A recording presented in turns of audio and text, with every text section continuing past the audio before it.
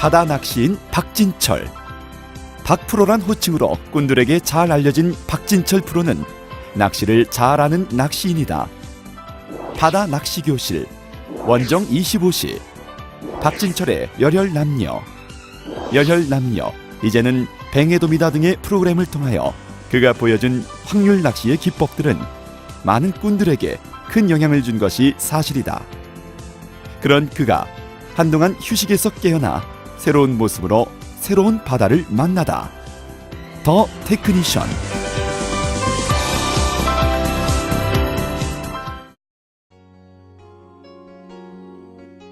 아주 오랜만에 행복한 계절 가을의 중심에서 박진철 프로의 새로운 바다가 시작된다.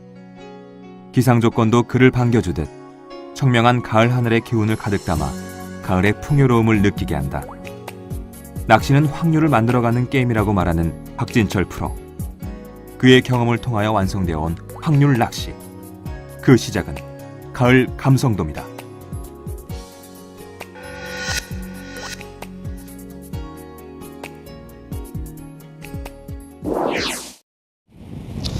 자, 오늘 첫 시간 함께하는 바다는 덕우도권 갯바위에 도착해 있습니다. 덕우도 본섬으로 들어가다가 간여가 비어 있길래 한번 내려봤는데요. 이곳은 간출여라서 간조 시간 전후 한 2-3시간 정도 낚시가 가능한 곳이죠. 한 2시간 정도는 낚시를 할 수 있을 것 같습니다. 이곳에서 잠시 손맛을 보고 본섬으로 다시 옮기게 될 텐데요. 자, 어차피 낚시에 대한 이야기를 많이 다루게 될 텐데 이런 간출여에서의 낚시, 그리고 조류가 아주 세차게 오르고 있는데 이런 빠른 조류, 간출여의 빠른 조류에서의 감성돔 낚시 아침에 잠시 이야기해보고 본섬으로 내맘껏 낚시를 한번 들어가 보도록 하겠습니다.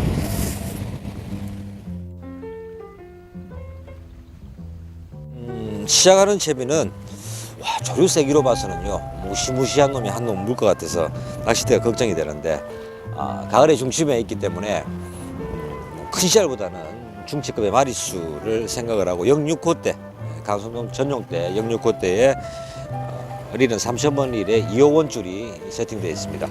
그리고 조금 전까지만 해도 비치를 달았었는데요. 지금 낚시 조건이 맞바람을 생각보다 좀 강하게 받고 있습니다. 그런데다가 조류도 세차게 오르고 있어서 금방 1호치 반유동 채비로 다시 교체를 했습니다. 제가 사용하는 반유동 채비는 1호치에 마이너스 1호치를 세팅했지만 잔주어 무력이 거의 없는 지인데요.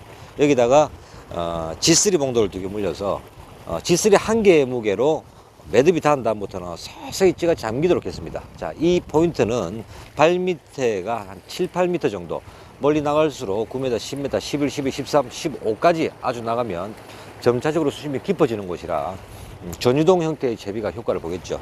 하지만 낚시 조건이 맞바람에 강한 조류, 전유동 채비를 운용하기는 어렵기 때문에 이 현장에 맞는 채비, 다시 말해서 지금 조건에 맞는 확률을 높일 수 있는 채비로 다소 무게를 준 반유동 채비로서 잠길 채비를 함께 운영할 수 있는 그런 낚시 방법이라고 하겠습니다.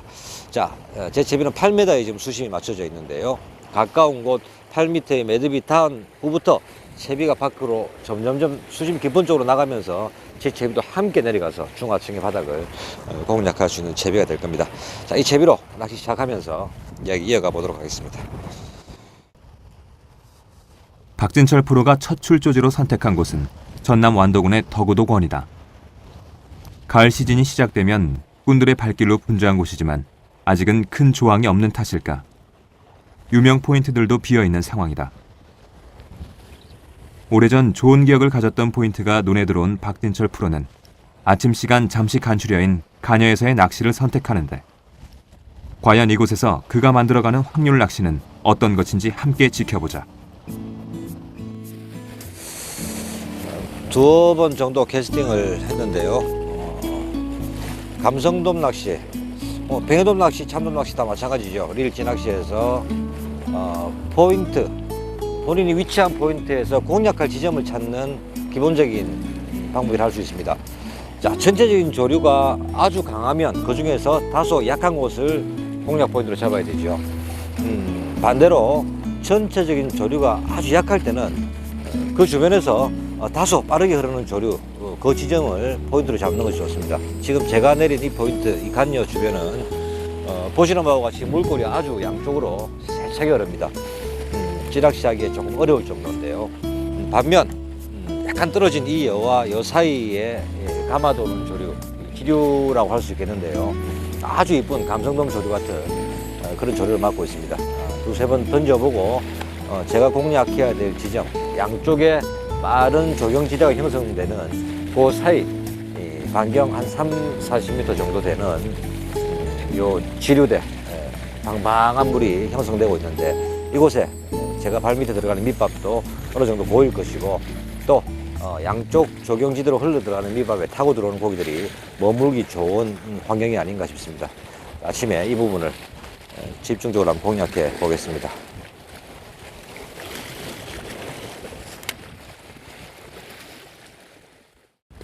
드디어 찌의 움직임이 시야에 들어오는 여명의 시간이 시작된다. 꾼들의 가슴을 뛰게 만드는 바로 그 시간. 충분한 베이스 밑밥으로 포인트의 환경을 만들고 바람도 이길 수 있는 상황이며 조류 또한 정확히 꿰고 있는 박진철 프로. 그리고는 기다린다.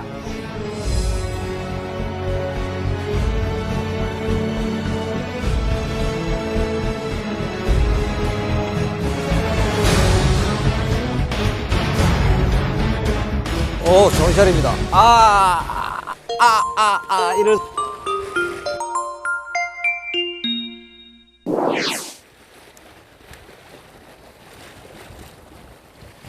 자, 두 마리가 벗겨졌는데요.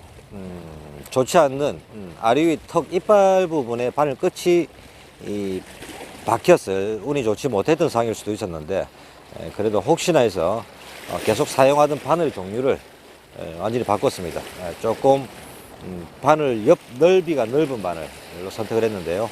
그리고 조금 작은 바늘로 들어갔습니다. 그 이유는 조금 더 깊숙이 한 번에 삼키게 하기 위해서 항호수 낮은 바늘을 선택을 했습니다. 자, 이번 입질 한번 기대해 보도록 하겠습니다.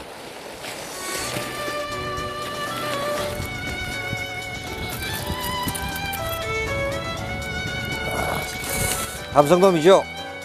야, 좋습니다. 힘을 많이 쓰네요. 자, 보겠습니다. 금방 첫 고기를 받아서 벗겨지고 약 10분 정도 지났는데 예상했던 대로 고기가 금방 나가진 않습니다. 자, 감성돔이죠. 으쌰. 감성돔입니다. 야. 생각처럼 낚싯대 힘새나 고기 힘으로 봐서는 40cm를 훌쩍 넘기는 감성돔으로 보입니다만 실제로 올렸을 때는 말씀드린 대로 한 30cm 전후의 고기입니다. 지금 시즌 감성돔이 제일 힘을 쓸 때죠.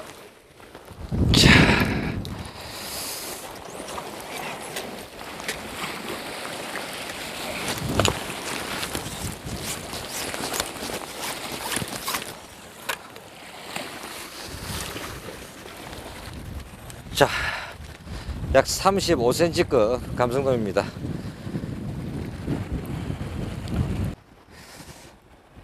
예, 37, 8cm 생각보다 좋은 씨알이었습니다. 야, 힘 많이 쓰네요. 고기 가을 감성돔. 자, 첫 고기를 벗겼는데 곧바로 한 마리 감성돔이 더 올라옵니다. 마리수로 이어질지 1시간 정도 낚시 시간이 남아 있는데요. 이어가 보도록 하겠습니다. 자, 기분 좋은 감성돔입니다.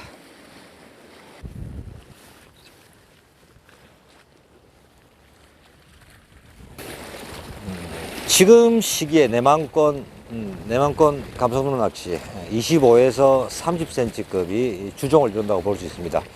30 한 7, 8cm까지 되는 씨알이었는데요. 이곳은 아침에 제가 잠시 말씀드렸습니다만 아주 조류가 세차게 흐르죠. 양쪽으로. 이런 조류를 이길 수 있는 감성돔, 비교적 괜찮은 씨알의 감성돔이 몇 마리가 들어와 있었던 모양입니다. 자, 아침에 첫 번째 받은 입질 벗겨지고 연이어 받은 입질인데요. 저 정도 씨알 이렇게 지수도가 있다면 분명히 저거보다 조금 더 좋은 40cm를 넘는 혹은 그 이상의 씨알의 감성돔도 한두 마리 있지 않을까. 자, 조류가 아까보다 조금 좋아지고 있습니다. 여기서 이제 간조로 돌아서고 나면 잠시 물돌이 타임만 보고 자리를 이동하게 될 텐데요. 한두 마리 정도는 더 추가하지 않을까 생각을 해봅니다. 시야 좋은 감성도 노려보도록 하겠습니다. 박진철 프로의 확률이 만들어지는 데는 그리 오랜 시간이 걸리지 않았다. 당찬 손맛의 가을 감성돔. 마치 바닷속을 투시라도 하듯 그는 보이지 않는 물속의 상황을 읽어내고 있었다.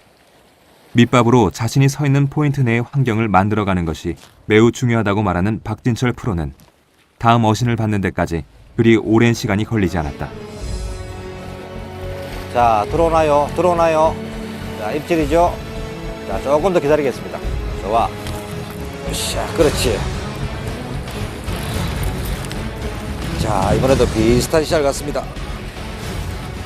야, 조금 더 좋은 시작 같은데요. 자, 올라오느라.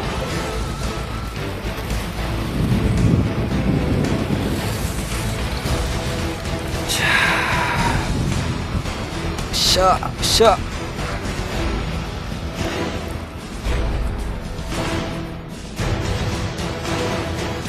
야, 끝까지 힘을 쓰네요. 샤.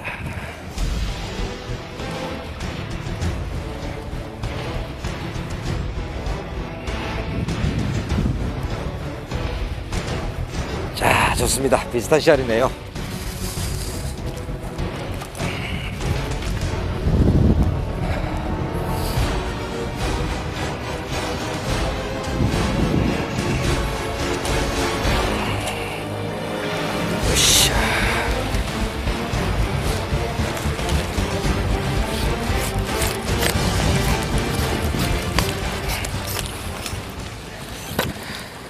자, 거의 조금 전 고기랑 똑같은 씨알입니다. 자, 사람도 같은 덩치인데 힘이 센 사람이 있고 약한 사람이 있듯이 저는 이번에 40cm로 훌쩍 넘기는 씨알인 줄 알았습니다. 자, 마리수 몇 마리 더 추가할 수 있을 것 같은데요. 조류 바뀌기 전에 빨리 시도해 보도록 하겠습니다.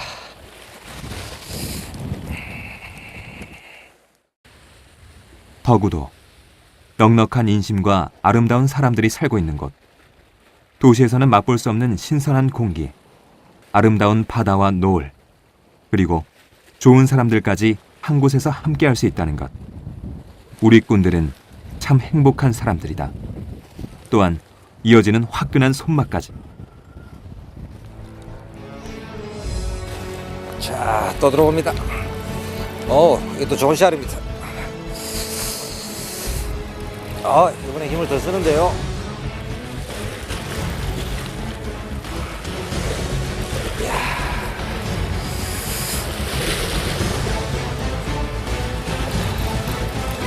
자, 세 마리 중에서는 제일 좋아 보입니다.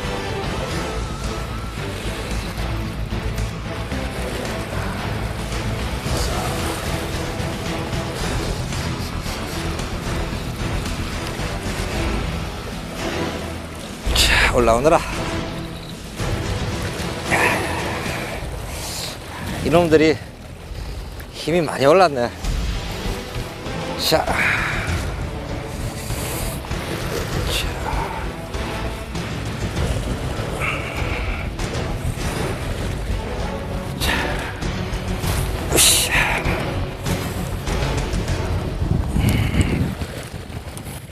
참돔입니다.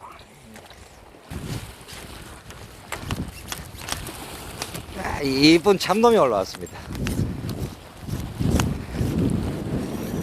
40cm 조금 넘기는 참돔이네요. 이쁘다.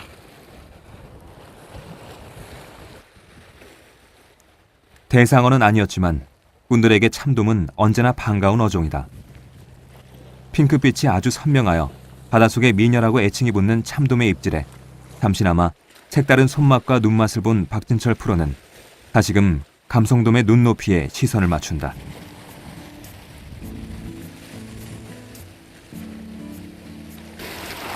간조 상황 초덜물로 바뀌고 있네요. 양쪽 조류가 거의 죽어들고 제가 말씀드리던 제가 노리는 부분 전체 센 조류에서 약한 부분을 찾아라. 그 부분에서 계속 입질을 받고 있었는데요.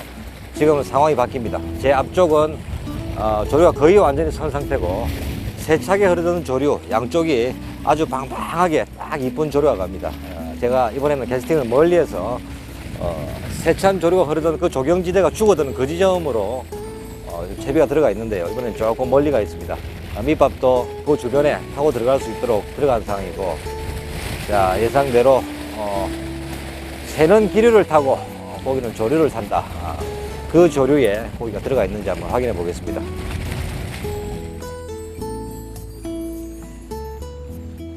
자, 들어오나요? 들어오나요? 자, 입질이죠? 자, 조금 더 기다리겠습니다. 좋아. 너무 기다렸나? 지가 들어갔다 나왔다 들어갔다 나왔다 완전히 입질을 삼키지 않은 상황 같아서 놔뒀는데 그냥 올라와 버리네요. 자, 그 주변에 고기 입 주변에 데미지가 없이 챈별이 됐기 때문에 저 주변에 고기가 머물고 있을 거라고 확신합니다. 빨리 넣어 보겠습니다.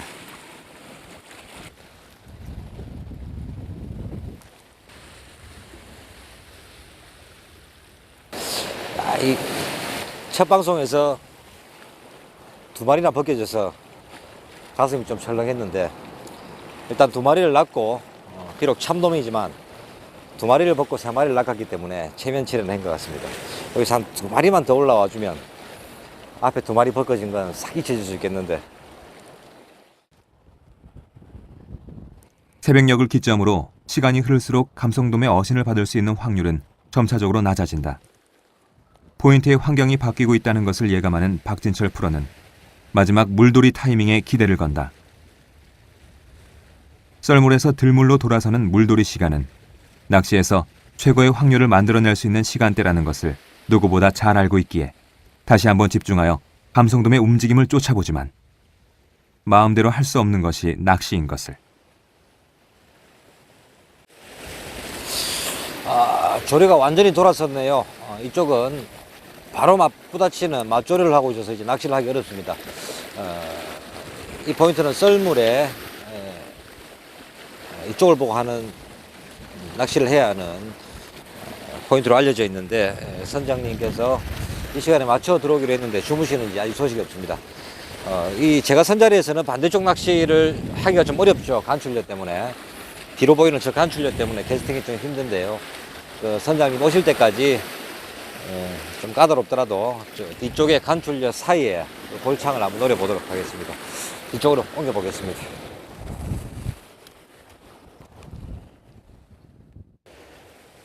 간추려에서의 조류 변화는 생각보다 빠르게 진행되고 있었다. 배가 올 때까지 뒤쪽의 수중여 주변에 채비를 던져보지만 이곳에서의 공략 시간이 끝났다는 것을 잘 알고 있는 박진철 프로는 곧 주변 정리를 하고 낚싯대를 접는다. 많은 마리수는 아니었지만 목표라는 감성돔을 만날 수 있었던 그는 다음 포인트를 머릿속에 그리며 이동 준비를 한다. 자, 정확하게 맞춰 오시네요, 선장님이.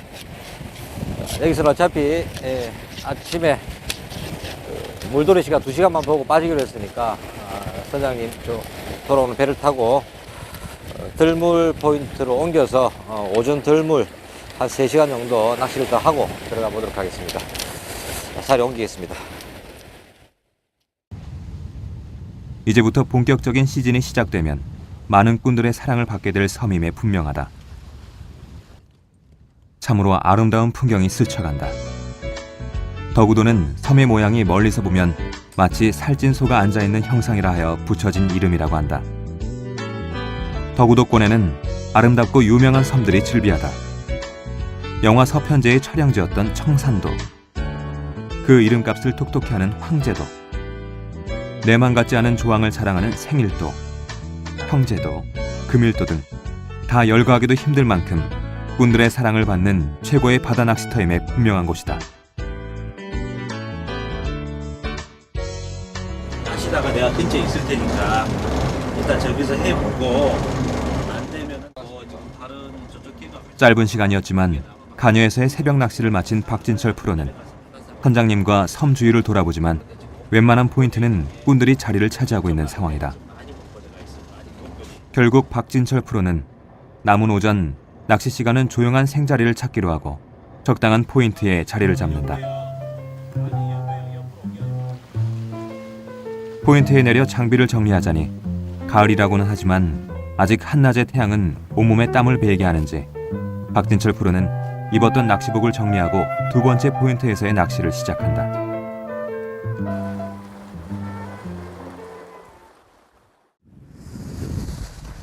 자, 자리를 한번 옮겼습니다.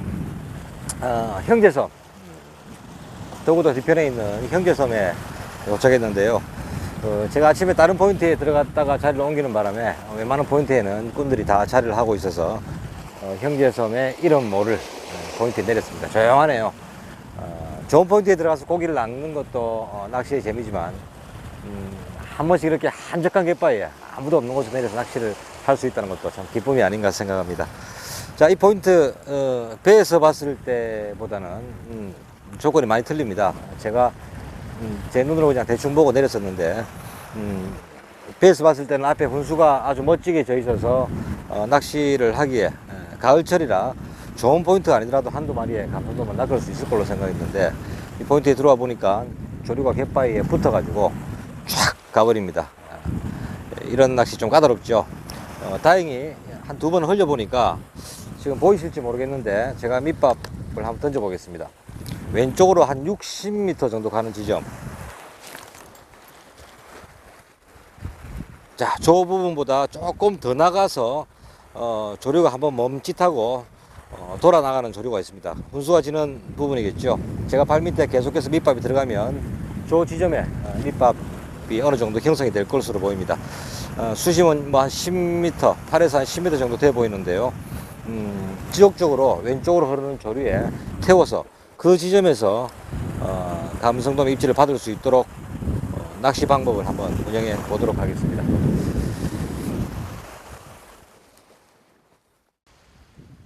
꾼들의 발길이 많이 닿지 않은 행자리 포인트를 좋아하는 박진철 프로지만 이번에는 그리 탐탁치 않는 모양이다. 그렇다고 해서 또다시 배를 부를 수는 없는 일. 오늘 낚시는 여기서 마무리하기로 마음먹고 캐스팅을 시작하는데 과연 그는 자신의 그리는 그림대로 감성돔을 만날 수 있을지 지켜보자. 자, 시작할 때부터 계속해서 발 밑에서 오른쪽에서 왼쪽으로 횡조류가 쫙 흘러주고 있는데요. 감성돔 낚시 하시면서 이런 조류 참 까다롭죠. 발 밑에서 방방하게 나가주는 조류가 제일 좋을 텐데, 자, 이런 조류의 공략법은 어느 정도 정해져 있습니다. 지금 카메라에 잡힐 것 같은데요. 제가 서 있는 자리에서 전방 한 5m, 10m 부근에 거품띠가 쫙 형성된 게 보이실 겁니다. 우리가 낚시를 할 때, 이런 조류에서 낚시를 할 때 지표로 삼을 수 있는 선이라고 볼 수 있는데요. 자, 이런 조류의 형태, 아마 두 번 가면 한 번은 만날 수 있는 갯바위 형태가 아닌가 봅니다. 자, 이 부분은 제가 현장에서 설명하기보다 이 현장 그림을, 현장 모습을 배경으로 조금 더 실내에서 상세하게 한번 풀어보도록 하겠습니다. 자, 우리가 낚시를 하면서 좌우의 횡조류, 두 번 갯바위에 내리면 한 번은 아마도 맞게 되는 그런 조류인데요. 이런 조류를 잘만 활용하게 된다면 의외로 쉽게 감성돔의 입질을 받을 수 있는 상황을 만들 수 있습니다. 자, 밑에 보이는 화면과 같이 제가 내린 자리에 좌우에 횡조류가 흐르고 있었고 이 좌우로 흐르는 횡조류의 경계선으로 이렇게 거품띠가 형성되어 있습니다. 자, 이런 모습들, 절하 모습들 낚시를 하시면서 많이 보셨을 텐데 이 띠가 형성되는 이유는 갯바위에 부딪혀서 나가는 이 반탄 지류와 바깥에 흐르는 이 본 조류의 조경지대, 경계선으로 보시는 것이죠. 자, 이러한 경계선에는 발 밑에 들어가는 밑밥도 경계선으로 말려 들어가게 될 것이고 바깥에서 흐르는 본류와 지류에 만나는 경계선에 지속적으로 물 주위에 부유물들 혹은 우리가 임의로 쳐놓은 밑밥띠가 형성이 되는 그런 곳이기도 합니다. 자, 낚시에서 어종을 불면하고 아주 중요한 포인트가 될 텐데요. 자, 이런 지형을 다시 한 번 더 눈여겨 살펴보신다면 좌우로 쭉 흘러가다가 10m, 20m, 30m 혹은 그 이상 계속 이 조경지대를 따라 흘러가던 조류가 멈칫거리는 지역이 반드시 나오게 됩니다. 자, 그것은 물속의 지형지물 혹은 연결된 갯바위의 모양에 따라서 그런 지역이 어느 정도 작게 혹은 광범위하게 형성되는데요. 자, 제가 내린 저 포인트 마찬가지로 이러한 거품들을 따라 형성되는 이 좌우 조류의 경계선이 약 50m에서 한 60m 정도 나간 지점에서 아주 광범위하게 조류가 돌아나가 멈칫하는 돌아나가는 지점이 있었습니다. 제가 한 마리를 입질을 받게 되는 것도 이 위치에서 예상했던 대로 입질을 받게 됐었는데요. 이러한 조류는 우리가 낚시를 하면서 까다롭고 피해야 될 조류가 아니고 적극적으로 공략해야 하는 아주 좋은 조류라고 생각을 하셔도 좋습니다.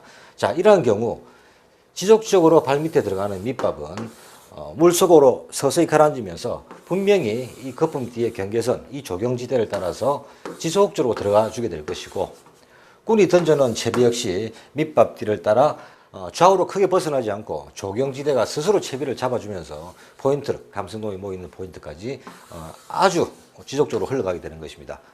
이러한 좌우 횡조류, 거품띠를 형성하는 좌우 횡조류를 공략할 때는 갯바위를 따라서 일정한 간격으로 거품띠가 형성되고 조경지대가 형성되기 때문에 감성돔 낚시를 할 때 전유동 채비보다는 반유동 채비로 공략하는 것이 일정한 수심대를 지속적으로 공략할 수 있는데 더 도움을 주고, 또한 멀리까지 흘러가더라도 채비 수심, 미끼가 달리는 수심을 본인이 원하는 위치에 정확하게 공략할 수 있다는 장점이 있기 때문에 이런 조류를 맡게 되신다면 상황에 따라, 수심에 따라, 조류 세기에 따라서 채비의 무게를 조절한 반유동 채비로 공략하시는 것이 감성돔을 만날 확률을 분명히 높여주게 될 것입니다. 릴지 낚시에서 조류의 흐름은 거의 절대적으로 낚시에 영향을 미친다. 새벽에 갯바위에 내려 낚시를 시작하면서 조류가 맞지 않을 때 느끼는 꾼들의 마음을 기억할 것이다. 그렇다고 해서 계속 자리를 바꿀 수도 없는 일. 어쩔 수 없는 상황이라면 그에 맞는 대처법으로 적응을 해야 한다. 그 또한 바다 낚시가 주는 매력이기 때문이다.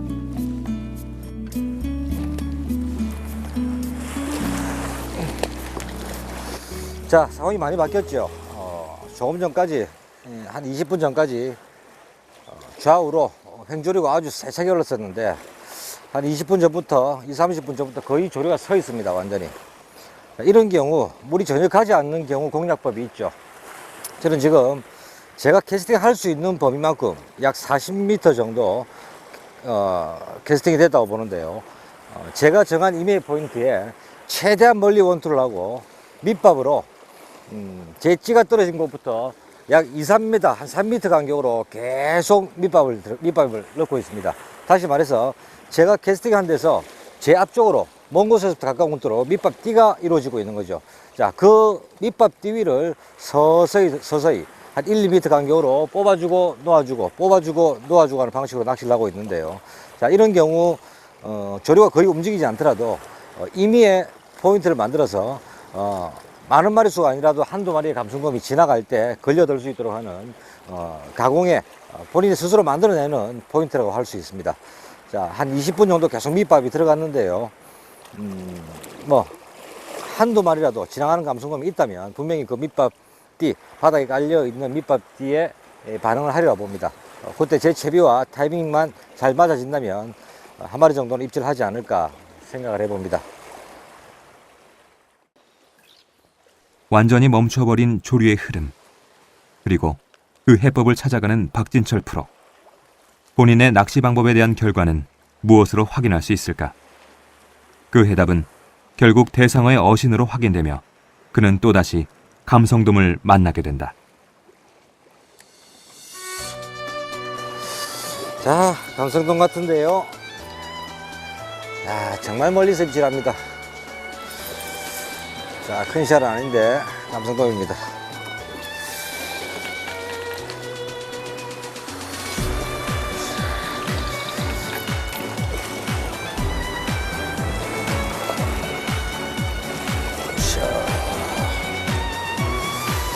올라오너라.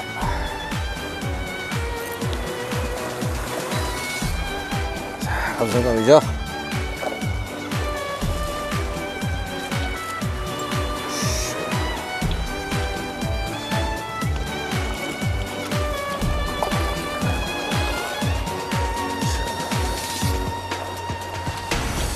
영육대라 열체가 없으면 들지 못하겠네요.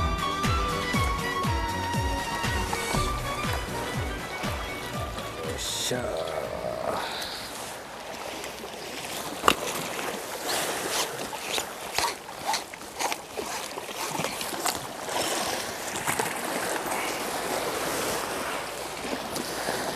자, 오전과 비슷한 씨알 30cm를 조금 넘는 씨알입니다. 자, 오전고기보다 힘을 못 쓰죠. 조류의 영향이 아닐까 합니다. 물이 지금 거의 가지 않는데 제가 임의에 밑밥띠를 계속 만들어 놓고 아주 멀리 쳐서 제가 던진 밑밥띠를 서서히 당겨오는 그런 패턴으로 낚시를 했는데 어렵게 한 마리가 걸려들었습니다. 자, 글쎄요, 제가 만들어 놓은 그 밑밥띠 속에 그 위로 한두 마리의 감성돔이 더 들어와 있는지 다시 한번 공략해 보도록 하겠습니다. 참으로 미묘한 것이 바다 낚시다. 물색과 조류의 흐름, 미세한 수온의 변화, 바람의 영향, 무엇 하나 소홀해서는 대상어를 만날 수 없다. 이 모든 것들은 정확한 데이터를 가질 수 없는 것이기에 불확실성에 대한 도전이며 그것이 바로 우리가 낚시에 열광하는 이유가 아닐까. 박진철 프로가 구사하는 확률 낚시는 그 모든 불확실성에 대한 해법을 그만의 경험을 통하여 정립해놓은 확률로서 풀어가는 낚시다. 그는 낚시만 잘해서는 대상어를 만날 수 없다고 이야기한다. 앞으로의 낚시는 기상과 해양의 변화에 대한 통찰과 이해 없이는 원하는 조과를 올리기 힘들다는 것이 그의 생각이다.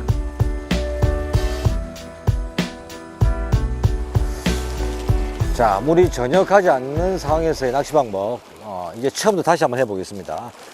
자, 캐스팅을 최대한 멀리 본인이 임의로 정한 포인트에 최대한 멀리 캐스팅을 한 후에 자, 한 40m 정도 날아갔는데요. 자, 찌를 향해서 한 번에 밑밥이 들어갑니다. 자, 찌가 떨어진 곳에 밑밥을 던지고 그보다 한 3, 4m 앞에 한 번이 더 들어가고요. 자, 그보다 또 3, 4m 앞에 다시 밑밥이 들어갑니다. 자, 또 3, 4m 앞에 밑밥이 들어갑니다. 자, 다시 말하면 캐스팅이 된 찌부터 제 발밑까지 지속적으로 밑밥띠를 형성해 주는 것이죠. 자, 이 상황에서 조류가 전혀 가지 않기 때문에 밑밥은 서서히 가라앉으면서 캐스팅을 제가 임의로 정한 저 포인트부터 제 발밑까지는 밑밥띠가 어느 정도 형성되어 있습니다. 그래서 캐스팅 이후에 약 1m 정도씩 낚싯대를 들어서 채비를 끌어준다는 생각으로 다시 원위치를 시키고 기다립니다. 그렇게 한 2, 3분 정도 기다린 후에 다시 한번 1m, 1, 2m 정도 이렇게 대를 들어서 채비를 당겨주고 또 한 3, 4분, 2, 3분 정도 기다리는 이렇게 서서히 발밑으로 끌어들이는 동작을 반복하시게 되면 조류가 가지 않더라도 한두 마리의 감성돔이 들어와 있다면 분명히 본인의 채비에 본인의 바늘에 달린 미끼를 먹게 될 확률을 높일 수 있게 되는 겁니다. 포인트를 옮겨오고 계속해서 물색에 신경을 쓰고 있었거늘 결국 황토빛의 뻘물이 포인트를 점령해버렸다. 물색이 탁하다고 해서 감성돔이 없는 것은 아니라고 말하는 박진철 프로지만 확률이 많이 떨어지는 것은 어쩔 수 없는 사실인 모양이다. 야, 물색이 완전 뻘물이 되어버리네요. 조류가 가지 않고 있을 때 한 마리를 낳고 그 이후에 조류가 바뀌면서 완전히 갯발이 붙어버립니다. 찌낚시를 하기는 힘든 조류. 그런데다 물색까지 거의 뻘물 상태로 보입니다. 뭐 저류 시간까지 뭐 거의 다 돼가네요. 준비를 좀 해야 되겠는데요. 뭐 물색 얘기를 한 김에 감성돔과 물색에 대한 이야기 잠시 드리면요. 자, 물색이 탁하면 활성도가 좋을 것이다 하고 생각하시는 우리 분들이 계신데 그렇지 않죠. 활성도가 좋더라도 좋다 치더라도 물색이 이렇게 탁하게 되면 감성돔은 바닥에 배를 깔고 혹은 벽에 혹은 바닥에 배를 깔고 다닙니다. 이런 날은 철저하게 바닥층을 활성도가 좋더라도 바닥층을 공략하는 것이 기본입니다. 자, 이 감성돔이라는 어종은 바닥에 암초 지대를 서식처로 삼고 있는데요. 본인이 몸이 의지할 곳, 다시 말해서 바닥에 수중 연하, 수중 고리됩니다. 몸을 의지할 곳이 시야에 확보되지 않는 데까지는 떠오르지 않습니다. 다시 말해서 오늘처럼 물색이 1m 앞도 물속에서 보이지 않을 정도라 그러면 바닥에서 1m 이상은 떠오르지 않는다. 다시 말해서 이런 물색에서는 바닥권 1m만 집중적으로 공략해야 된다는 결과가 됩니다. 제 경험상으로도 그렇고요. 남해 동부권에 이 시기에 만나는 감성돔들은 10m 수심에서 약 5m에서 입질을 받을 때도 있습니다. 또 남해 동부권 특유의 맑은 물색 영향이라고 볼 수 있죠. 4, 5m까지 올라오더라도 본인이 다시 들어갈 수 있는, 의지할 수 있는 지형지물이 보이는 거죠. 하지만 남해 서부권에서는 특히 오늘처럼 물색이 탁한 날은 활성도가 좋다 하더라도 바닥층에서 크게 벗어나지 않는다. 따라서 바닥층 가까이를 집중적으로 공략하는 것이 탁한 물색에서는 감성돔을 만날 확률을 높이는 방법이라고 할 수 있겠습니다.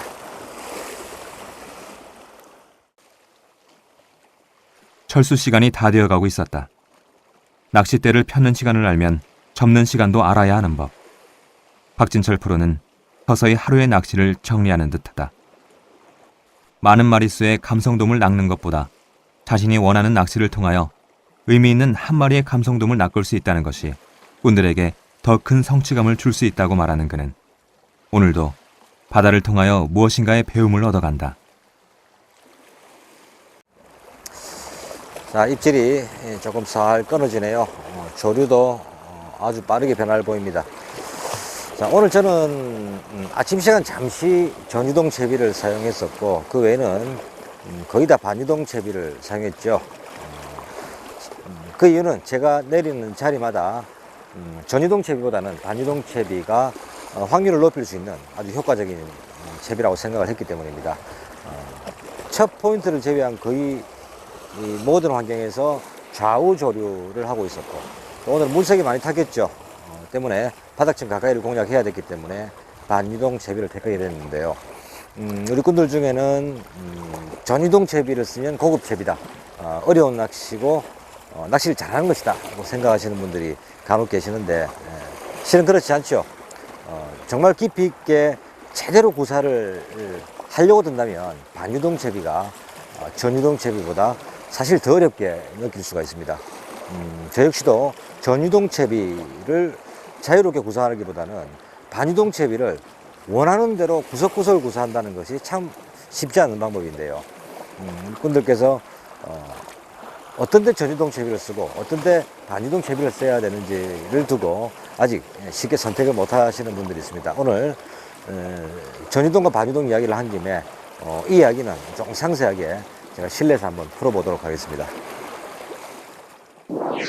자, 감성돔 낚시에 있어서 전유동 채비와 반유동 채비를 선택하는 기준 무엇일까요? 자, 여러 가지 상황이 있겠지만 오늘은 크게 조류의 방향과 포인트의 수심, 그리고 기상 조건, 이 세 가지를 가지고 크게 나눠서 설명해 보도록 하겠습니다. 자, 먼저 조류의 방향. 조류의 방향에 따라서 전유동 채비냐 반유동 채비냐를 선택한다. 자, 전유동 채비를 선택하게 되는 대부분의 조건은 종조류일 때 전유동을 선택하는 경우가 많습니다. 종조류란 말은 내가 바다를 보고 선 자리에서 발밑에서부터 앞으로 혹은 대각선으로 먼 바다로 뻗어나가는 상황, 그런 상황에서는 전유동 채비가 효과를 보게 되죠. 자, 반대로 조금 전에 설명했듯이 횡조류, 갯바위와 내가 서 있는 갯바위와 일정한 간격을 두고 좌우로 흐르는 횡조류일 때는 비교적 채비가 멀리 흘러가더라도 같은 수심대 공략이 많기 때문에 그럴 때는 무게를 조절한 반유동 채비가 대상어 중에 입질을 받는 확률을 높일 수 있는 겁니다. 자, 두 번째 포인트의 수심인데요. 자, 포인트의 수심이란 말은 1번의 상황과 관계가 있습니다. 자, 1번처럼 종조류, 가까운 데서 멀리까지 채비가 흘러가면서 점차적으로 점점 수심이 깊어지는 포인트에 내리게 된다면 전유동 채비를 점차적으로 깊다, 점차적으로 깊어지는 수심대에서 낚시를 할 때, 반유동 채비는 본인이 정해놓은 그 수심대를 공략하게 되지만 전유동 채비는 채비를 흘려가면서 점점점 깊어가는 수심대에 바닥층을 공략할 수, 효과적으로 공략할 수 있는 채비기에 포인트 수심이 점차적으로 깊어지는 수심대에서는 전유동 채비를 선택하는 것이 옳습니다. 자, 반대로 포인트 내에 일정한 수심, 혹은 공략 수심을 정했을 경우, 자, 다시 말하면 내가 공략하고자 하는 포인트는 10에서 12m권으로 정해놓고 그 포인트만 집중적으로 공략하기 위해서는 전유동 채비보다는 반유동 채비가 정확한 수심대를 공략하는 데는 도움이 되는 것이죠. 또한 채비가 어느 정도 흘러가더라도 좌우 횡조류를 맡고 있어서 비슷한 수심대를 지속적으로 흘러가게 된다면 전유동보다는 반유동 채비가 효과를 높일 수 있는 것입니다. 자, 이렇게 조리의 방향과 포인트의 수심, 그리고 마지막으로 기상 조건인데요. 자, 전유동 채비는 대부분 3B, 5B 이하의 가벼운 채비로 구성이 되어 있습니다. 또한 매듭이 없기 때문에 풀려나가 있는 원줄이 외부 영향을 받게 되면 채비가 쉽게 떠올라 버리죠. 우리가 흔히 참돔 낚시를 하는 심한 물골에서는 3호 봉돌도 원줄에 의해서 쉽게 뽑혀 올라와 버리는데요. 따라서 바람이 많이 불거나 파도, 거센 조류 등의 외부 환경으로 인해서 기상 조건이 맞지 않을 때 전유동 채비는 아주 운용하기에 까다로워집니다. 본인도 모르는 사이에 10m 수심을 공략해야 되는데 채비는 달아붙어가지고 1, 2m에 떠 있는 그런 우를 범하게 되는 것이죠. 따라서 본인이 이길 수 있는 기상 조건이 되지 못한다 그러면 전유동보다는 반유동 채비를 선택해서 곧바로 바닥층 혹은 본인이 공략해 놓은 수심층, 일정 수위층을 집중적으로 공략하는 것이 감성돔 낚시에서는 전유동 채비와 반유동 채비를 선택하는 기준으로 보시면 정확하겠습니다. 더 테크니션. 아름다운 계절, 가을의 중심에서 함께했던 감성돔 낚시였다. 대물급의 감성돔을 만나지는 못했지만 시즌에 맞는 가을 감성돔으로 행복한 시간들을 마무리한다. 앞으로도 테크니션은 계절에 맞는 대상 어종을 잘 선정하여 좋은 낚시터의 소개와 함께 박진철 프로의 확률 낚시를 통하여 바다 낚시의 숨은 매력을 찾아갈 것이다.